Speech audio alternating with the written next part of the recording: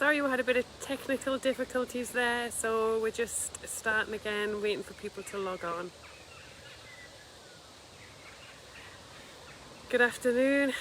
It's a lovely sunny day.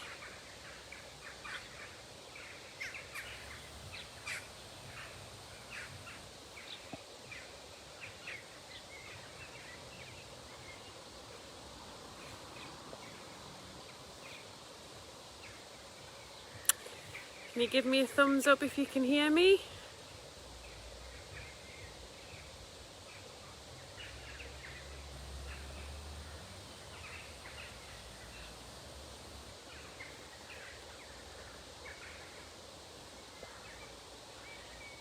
I am actually cheating a little bit today because we're going live from my garden today.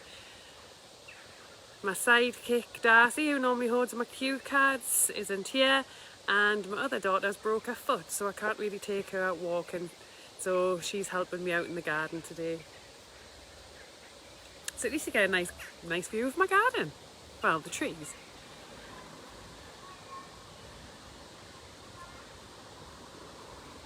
So I'll just hang on a little bit just to see if anybody else joins in. There's no birds on my bird feeders either. I was gonna see, but no, there's not.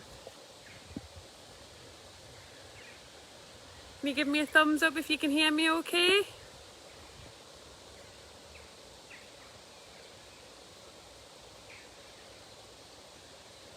Right, let's just give it another couple of seconds and then I shall start. I'll turn it round now you've had a nosy at the garden. Trying to work from outside today. This is going to be my office for the afternoon, I think. Right, hello. And welcome to week 3 of our Walking for Weight Loss.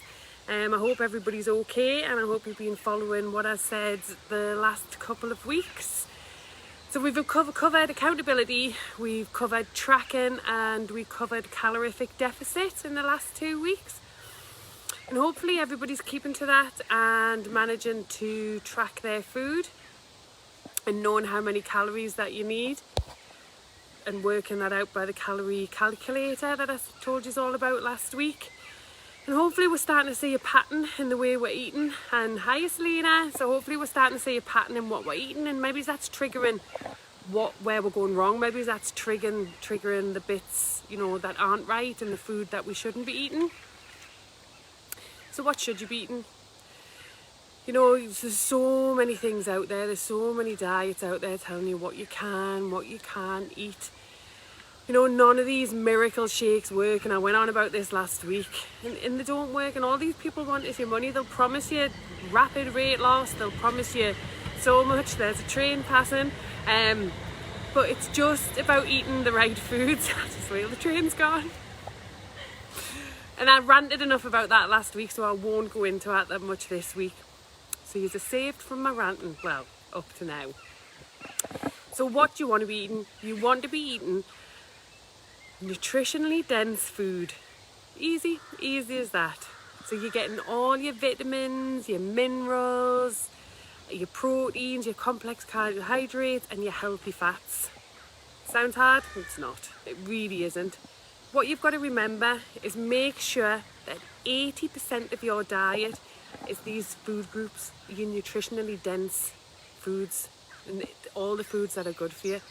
And then with that 80%, it leaves you with 20% to play with, so you can have a treat if you want. You know, I'm not telling you don't eat this, don't eat that. I wouldn't do that because, you know, the minute you start cutting things out that you really enjoy, then it makes it harder to sustain that. So if you think that within your eating program, you're still going to be allowed to have that biscuit if you want it, you know, but you have to make sure it's in your calories for the day. Back to tracking calories. I'll just keep going back to the week before. If you haven't watched them, you'll need to watch them because you'll just think I'm a ranting crazy lady, which I am. And it's all your accountability. So remember, we spoke about that. It's you that can do this. It's you that controls it. Nobody else. It's you. It's your healthy eating plan. It's your weight loss journey. And only you can control what you're eating. Only you can control what's going in your mouth. So it's up to you. So you have 5 main food groups. You've got your fruit and vegetables, you've got your potatoes and bread, You've got your other starchy carbohydrates, you've got your beans, your pulses, your fish, your eggs, your meat and other proteins. And you've got your dairy alternatives, and you've got your meat alternatives, and then you've got your oils and your spreads. Just lift that up for me, please. So for a healthy, balanced diet, none of these should be excluded. You know, like they say, bread isn't evil. You know, carbs aren't evil. It's not that they're bad for you. It's just eating everything within the right portions. So for an example, if you do these low carb diets, you're reducing the intake of key nutrients like dietary fibre and B vitamins. So I had an Eat Well guide, but I forgot to bring it out. So what the Eat Well guide is, so if you go online and you Google the Eat Well guide, that'll give you a plate, and it'll give you the plate as your servings are meant to be. I'm tempted to run in the house and get it, but I won't. No, you can't run, you've got a broken foot. I'll hold that while you run. Do you want to hold that there while I run? Right, give me 2 seconds. Leave it.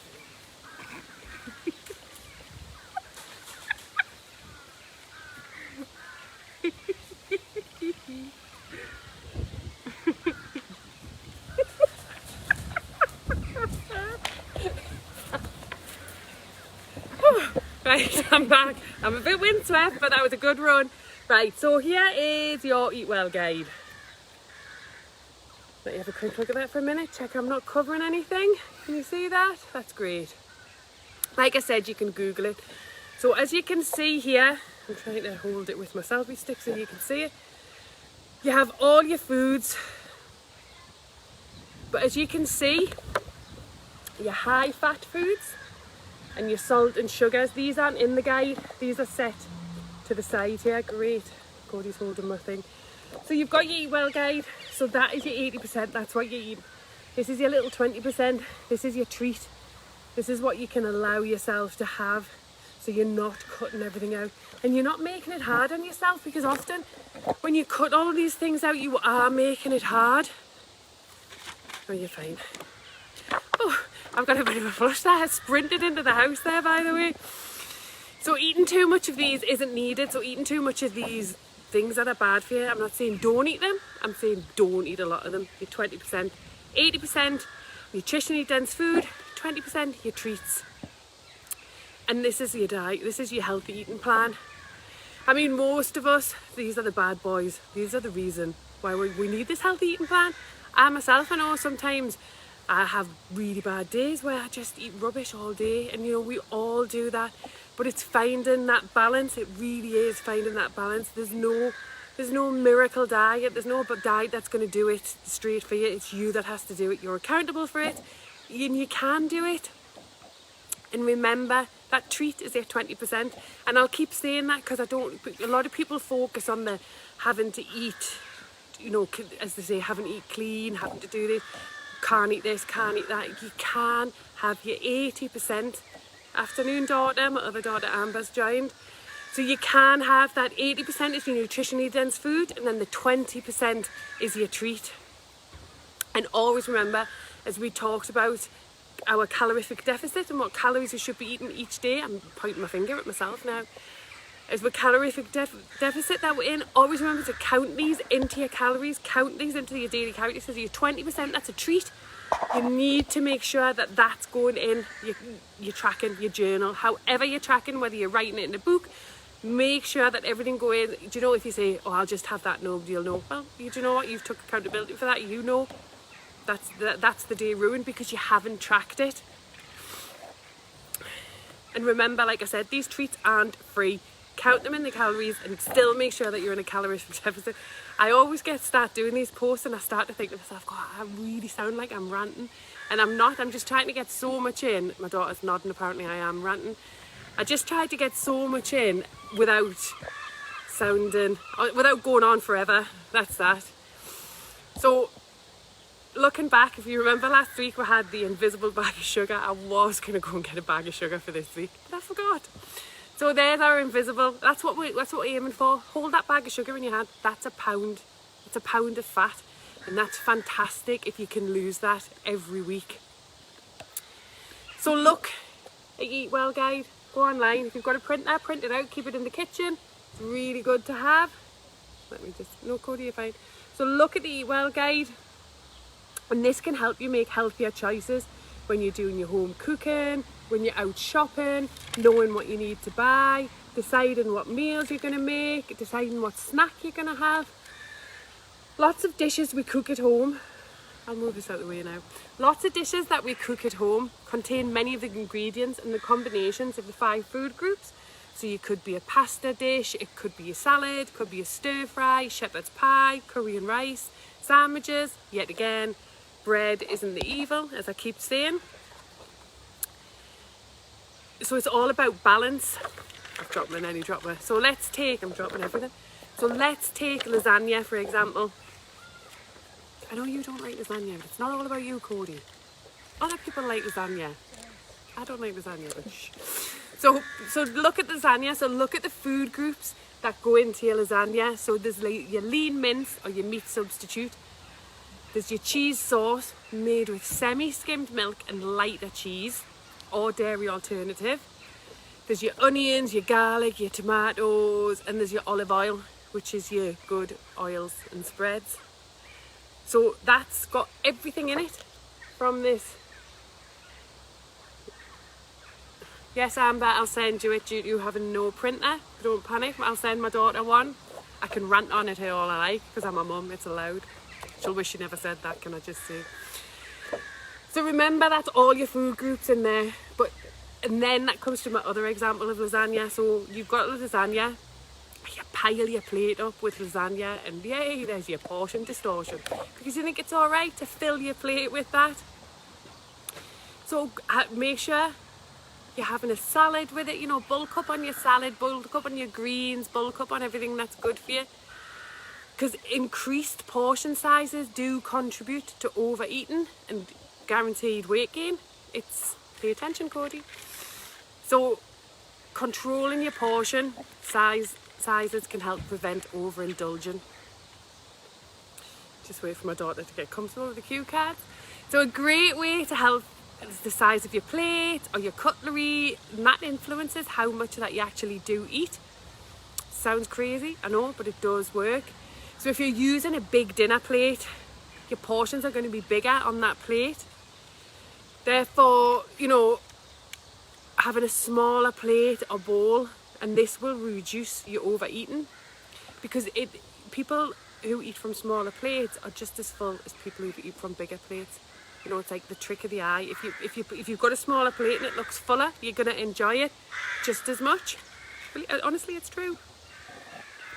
And it's good to know, like I said, most people feel as full having a smaller dinner than a larger one. And it's so, I know some days I just have a small bowl and I'll make everybody else in the house proper dinner. Now quite often it's known as the man bowl because nobody else uses it except me. But I feel just as full having that than having a Sunday dinner in the afternoon. And it does work. So remember, we're going back to our foods, what we're meant to eating, our calorific deficit. And then we come to the weighing or measuring your food.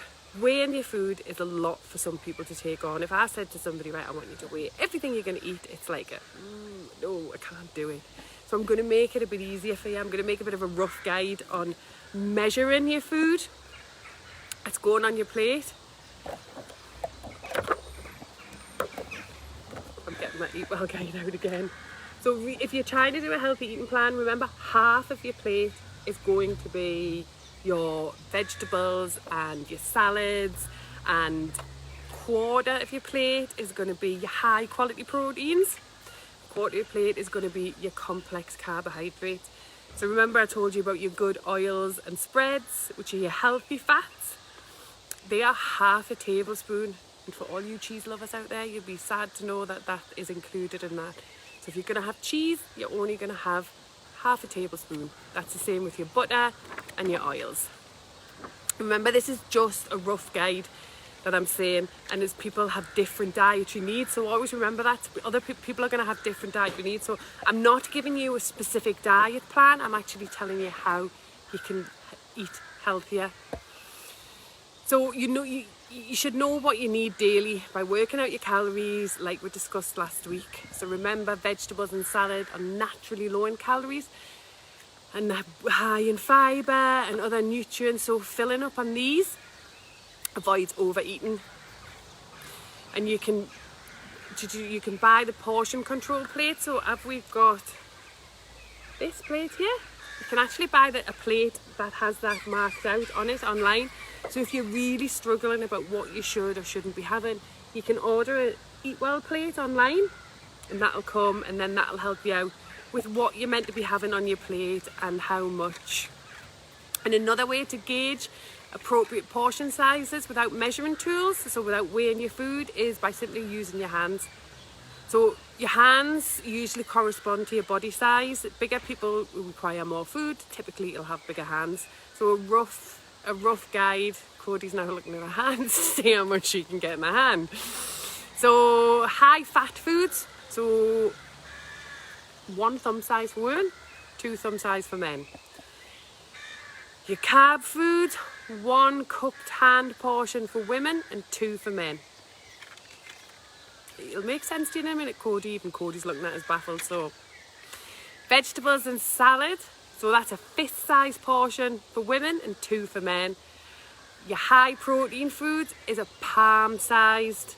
So remember, going back to all our food groups in here, and this is a rough portion guide, and please remember you're not actually using your hands to serve it out. So when I say a palm size of protein, if you're having beans as your protein, you're not going to scoop out your baked beans because it would make an awful mess. So just put your beans on the plate, look at your palm of your hand and say, is that similar size? Yes, it is. Perfect. I just had visions there of people scooping out baked beans, fistful of salad. Be fine. You know what I mean. I've lost where I'm at now because I've started on a rant on. Yeah, and I bet everybody looked at the hands there when I said that. Everybody thought, how much can I fit in there? No cheating and getting them big gloves so you can have a bigger hand size. No, not on my watch. So, good luck with that. That's all I can say. And it is just all a visual guide to help you out. Another great way of feeling fuller is to have a glass of water half an hour before you have your meal. So drinking a glass of water half an hour before you have a meal, that will naturally aid with your portion control because you'll feel fuller. Filling up on water will make you feel less hungry, and the reason for this is it helps you keep hydrated. So then that distinguishes the difference between being hungry and being thirsty. Therefore, having a glass of water 30 minutes before you eat naturally reduce your food intake and make you feel fuller. It's true, it works. And take it slow. Eating quickly makes you feel less aware that you're full because you just rammed it in. And I know I can do that sometimes. I think we all can. Grabbing something to eat, grabbing food on the go. And I think I covered this the other week about eating food on the go, but it's true. So eating quickly does make your chance of eating more because it takes your body about 20 minutes to realise that it's full. So it takes that time to register that you've eaten, that it's moved through your body and that you're full. So slowing down can reduce your total intake. Also eating on the go, like I said, or while watching the TV, that boosts your chances of overeating. It's so easy. That's terrible, Amber, not drinking water. I'm not very impressed with that. I'll be on the phone later. See, when your daughter's not even following you, got no hope. So focus on your meal, focus on what you're eating and don't rush it. That's another thing. Don't rush your food. Take your time, enjoy it, eat it slow. You know, don't be watching the telly and don't eat it. Hi, Nikki. Don't eat standing up either. Make sure you sit down, take time to eat. I don't know why my arm keeps going like that. It's like I'm moving through everything so quick. And when you're snacking on things, make sure that you're snacking on your measured portion. Don't, whatever you do like things like that I do at the weekend. So you're eating out a jumbo bag of crisps. Oh, how quick is it that you look in the bag and you're like, oh, no, there's none left. And you want one? Oh no, sorry, there's none left. I've eaten them all. So measure it out. If you're having a snack, if you're having some crisps, you're having some nuts, you know, you're having something, make sure that you measure it out into a bowl. So rather than eating them from the original packet, I'm getting a bit frustrated with myself with this arm as if I keep going to winding it on. So rather than eating them from the original packet, pop your snacks into a bowl so you're avoiding eating more as if you had the big pack. And remember, we're tracking our food, so whatever you're eating, you're tracking it. You're accountable for it. It's in your calorific deficit. I'm going to repeat this every single week. So I really hope that week 3 has helped you. And so now we're equipped with the tools for accountability, tracking food, calorific deficit, the food groups that we're eating, and my favourite one, avoiding that portion distortion. We've got portion control. So these are the first key pointers to follow on a successful healthy eating plan. So remember to focus on providing your body with mostly healthy, nutritionally dense food. I'm going to say that every week. That's going to be the new one that I'm going to add on every week.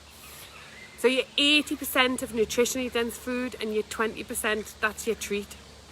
So that's it from me this week. Next week, I will be talking about processed foods, planning ahead, alcohol consumption, because that's become quite a big thing, especially during lockdown. You know, a lot of more people have been going to the shop and just I'll just grab a bottle of wine. And that doesn't help if you're wanting weight loss and you're wanting a healthy eating plan.